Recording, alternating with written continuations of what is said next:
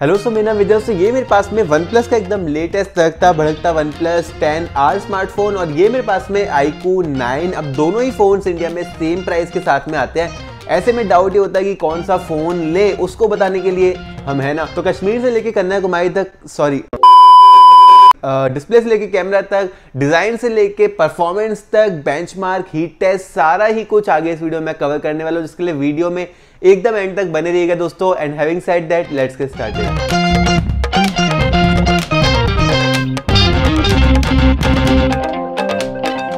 Phone को हाथ में पकड़ते ही सबसे पहली चीज आप क्या नोटिस करोगे? डिजाइन को नोटिस करोगे, राइट? तो यहाँ पे दोनों ही फोन्स एकदम अलग डिजाइन कैरी करते हैं, जहां पे OnePlus इस बार हमारी भावनाओं के साथ खेल गया है। एक प्लास्टिक डिजाइन के साथ में OnePlus 10R आता है, जहां पे थिकनेस रखी गई है 8.2 मिलीमीटर की, बॉक्सी डिजाइन के साथ में आता है। तो यहाँ पे 8.2 मिलीमीटर होने के बावजूद ज्यादा मोटा लगता है कंपेयर टू द iQOO 9, जो कि 8.5 मिलीमीटर रखा गया है। वेट यहाँ पे OnePlus का कम निकल के आता है, 185 ग्राम्स का वेट है। यहाँ पे iQOO on the other hand 200 grams का वेट है। लेकिन अगर ओवरऑल बैलेंस की बात करूं ना, फोन को हाथ में पकड़ते ही, तो iQOO ज्यादा बैलेंस रख रहा है। सबसे पहले तो यहाँ पे कर्व्ड ग्लास है पीछे और आगे दोनों की साइड से, तो बहुत ज्यादा स्लिम लग रहा है हाथ में।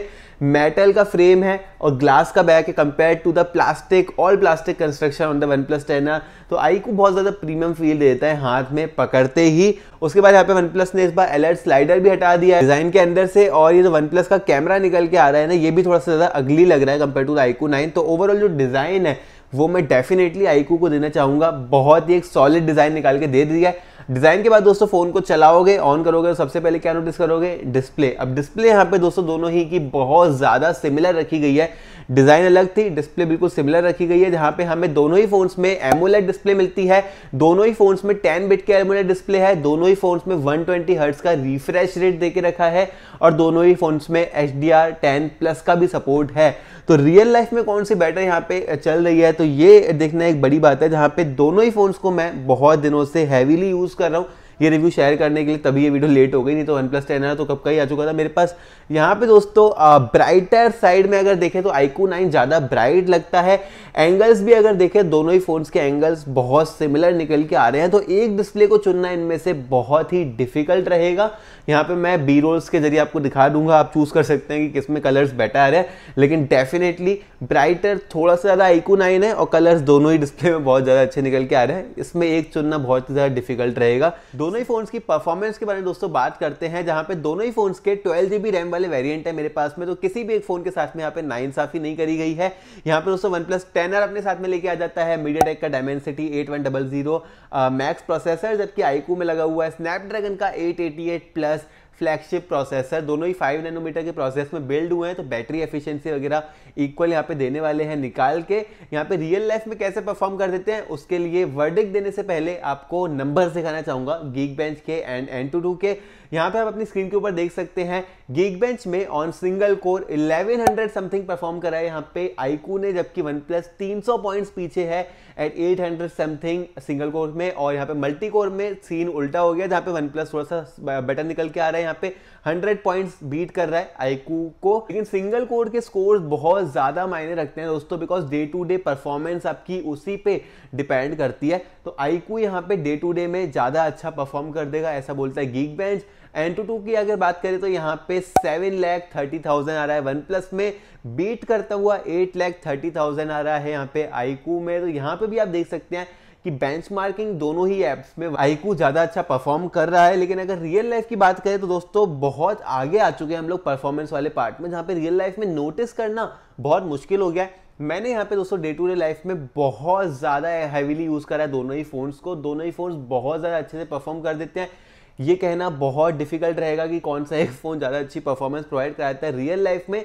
लेकिन अगर स्कोर्स की बात करें तो आपने देख ही लिया, यहाँ पे iQOO ज्यादा अच्छा निकल के आ रहा है। और अगर मेरे पर्सनल प्रेफरेंस की दोस्तों बात करें तो मैं स्नैपड्रैगन एनी टाइम ज्यादा प्रेफर करूंगा over the MediaTek for long term usage. और यहाँ पे स्नैपड्रैगन के प्रोसेसर्स के और भी कुछ फायदे हैं, वो मैं आपको कैमरा वाले पार्ट में बताने वाला हूँ इस वीडियो के। वैसे परफॉर्मेंस को ना एक चीज और बहुत ज्यादा इन्फ्लुएंस करती है, वो होता है फोन का सॉफ्टवेयर। ऐसे में यहाँ पे iQOO लेके आ जाता है FunTouch OS यहाँ पे, और OnePlus का अपना Oxygen OS नजर आ जाता है।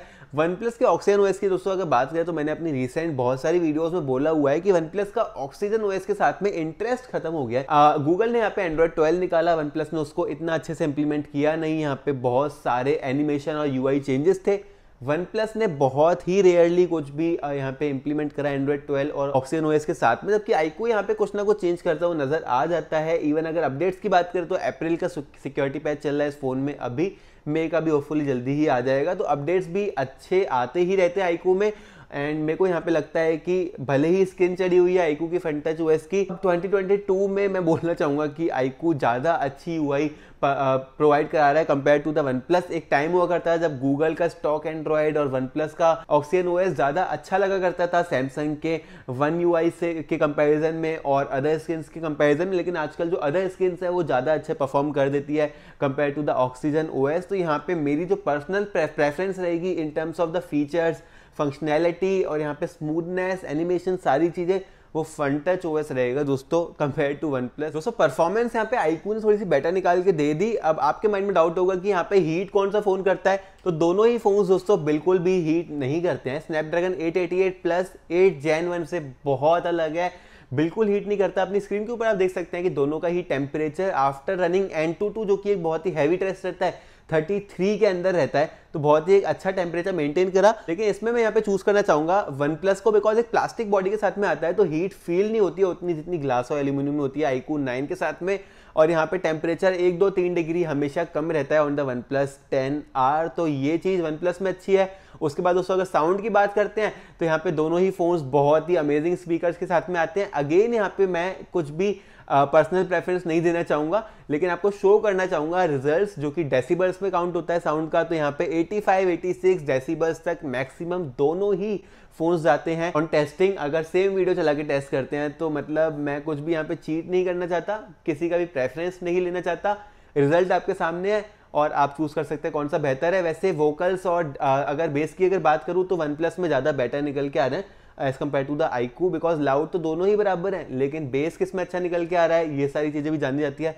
तो OnePlus में थोड़ा सा बेटर साउंड निकल के आ रहा है मेरे ओपिनियन। फिर दोस्तों बात करते हैं दोनों ही फोन्स के कैमरास के बारे में, जो कि मेरा फेवरेट पार्ट होता है किसी भी स्मार्टफोन में। मतलब कैमरा अगर अच्छा नहीं है तो मैं उस स्मार्टफोन को कभी भी चूज नहीं करता हूं। दोनों ही फोन यहाँ पे अपने साथ में फ्लैगशिप ग्रेड कैमरा सेंसर्स लेके आ जाते हैं, जहां पे OnePlus ने लगाया हुआ है सोनी का IMX 766 सेंसर जो कि आता है f1.8 एपर्चर के साथ में। यहाँ पे 50 मेगापिक्सल का रेजोल्यूशन है और साथ में यहाँ पे 8 मेगापिक्सल का वाइड लगाया हुआ है और 2 मेगापिक्सल का मैक्रो सेंसर लगाया हुआ है, जो कि लास्ट ईयर के 9R के कंपैरिजन में भी डाउनग्रेड है। और उसको यहाँ पे कंपीट करने के लिए iQOO लेके आ जाता है 48 मेगापिक्सल का अगेन सोनी सेंसर, यहाँ पे 500 सीरीज का है। उसके बाद में यहाँ पे 13 मेगापिक्सल का वाइड एंगल सेंसर है जो कि रेजोल्यूशन में ज्यादा है OnePlus से, और यहाँ पे 13 ही मेगापिक्सल का टेलीफोटो सेंसर भी है जो कि मैक्रो से कई ज्यादा अच्छा है, बिकॉज 2x का ऑप्टिकल जूम प्रोवाइड करा देता है। तो टेलीफोटो मतलब जो पोर्ट्रेट शॉट्स आएंगे इससे निकल के वो ऑप्टिकल जूम के साथ में आएंगे और यहाँ पे बहुत ही अच्छा पोर्ट्रेट इफेक्ट प्रोवाइड करा देंगे। ऑन पेपर ऐसा लगता है। फ्रंट में यहाँ पे दोनों ही फोन 16 मेगापिक्सल के सेल्फी शूटर्स के साथ में आते हैं। एपर्चर यहाँ पे f2.5 का और f2.4 का लगा हुआ है। तो दोनों ही फोन्स कैसा रियल लाइफ में परफॉर्म कर देते हैं उसके बारे में मैं बिल्कुल भी कमेंट नहीं करूंगा, बिकॉज एक इमेज दूसरी इमेज से काफी ज्यादा अलग है, तो एक पर्सनल प्रेफरेंस आ जाता है। स्क्रीन के ऊपर आप देख सकते हैं कि कैसा यहाँ पे कंपेयर कर रहे हैं दोनों एक दूसरे को। यहाँ पे रियर से ली गई एक इमेज आप देख सकते हैं जो कि हाई रेजोल्यूशन मोड पे ली गई है। उसके बाद दोस्तों यहाँ पे पोर्ट्रेट में ये 1-2 इमेजेस आप देख सकते हैं जो कि हाई रेजोल्यूशन में ली गई है। उसके बाद यहाँ पे दोस्तों आप देख सकते हैं फ्रंट से ली गई नॉर्मल इमेज और उसके बाद आप देख सकते हैं फ्रंट से ली गई पोर्ट्रेट वाली इमेज।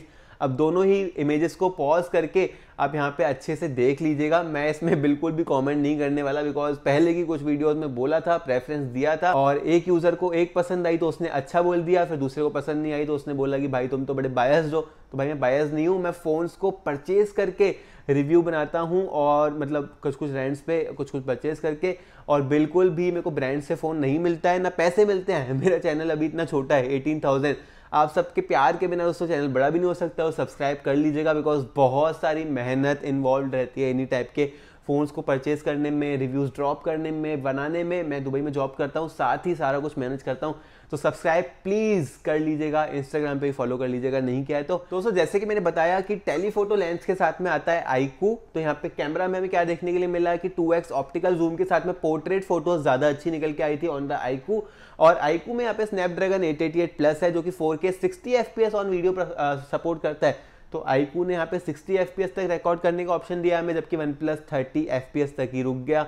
लास्ट ईयर के OnePlus 9R में भी हमें 4K 60 FPS का ऑप्शन मिलता था, इस बार नहीं देखने के लिए मिल रहा है। तो एक सैड पार्ट है कि हम अपग्रेड तो नहीं कर रहे हैं बल्कि डाउनग्रेड कर दे रहे हैं। फिर दोस्तों बात करते हैं बैटरी लाइफ के बारे में, जहां पे सीन उल्टा हो जाता है। OnePlus बेटर परफॉर्म कर देता है बिकॉज एक बड़ी बैटरी के साथ में आता है। मेरे पास में जो वेरिएंट है वो है 80 वॉट चार्जिंग वाला, जो कि अपने साथ में 5000 mAh की बैटरी लेके आता है। लेकिन अगर आप लेते हैं 150 वॉट की चार्जिंग इस फोन की, तो वो लेके आ जाएगा अपने साथ में 4500 mAh की बैटरी। तो मैंने यहाँ पे बड़ी बैटरी और थोड़ी सी स्लोअर चार्जिंग को चुना, आप कुछ भी चुन सकते हैं।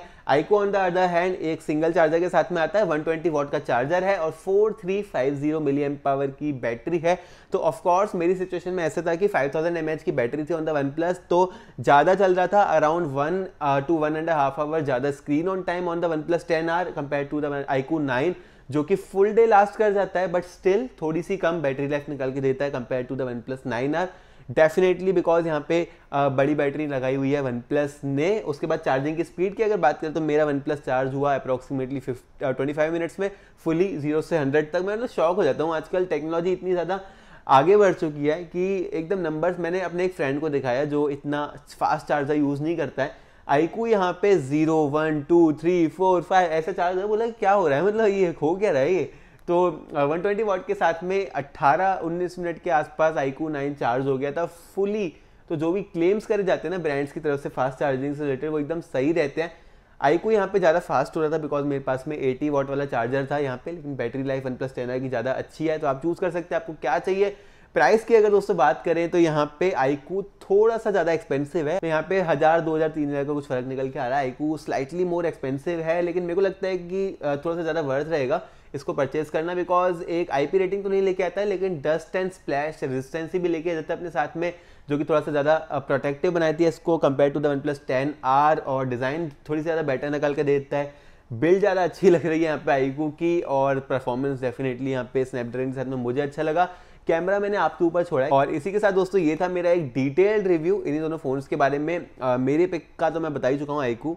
OnePlus अच्छा होता है तो डेफिनेटली OnePlus के साथ भी जाता, मेरा कुछ बायस जैसा रिव्यू रहता नहीं है। अगेन दोस्तों मैंने जैसे आपको बताया कि बहुत मेहनत लगती है, तो चैनल को जरूर से सब्सक्राइब कर लीजिएगा। वीडियो पसंद है तो लाइक भी कर दीजिएगा, अपने दोस्तों का शेयर कर दीजिएगा, कॉमेंट कर लीजिएगा, कुछ भी होगा तो मैं हूँ ना रिप्लाई करने के लिए। और फिर मैं आपसे मिलता हूँ अपनी अगली वीडियो में।